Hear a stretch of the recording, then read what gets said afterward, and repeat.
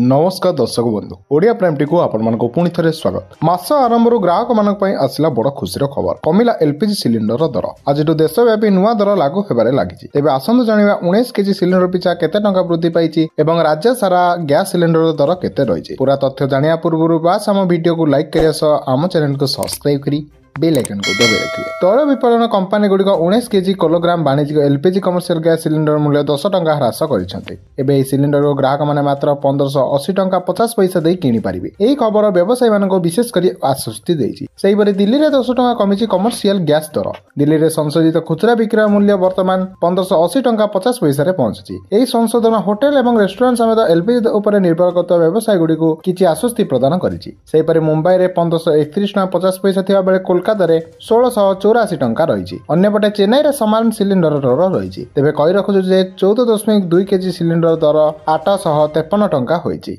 एही नुआ दर आज ठारू लागू होइछि। तेज आपण माननको सूचना देबा चाहिए जे प्रति मासरे ऑयल कंपनी गुड़िक तेलर नुआ दर घोषणा करिथांती। कमर्शियल एलपीजी दर परिवर्तन होबा लगे घरे रंधन पर व्यवहार होता एलपीजी दर अपरिवर्तित रही।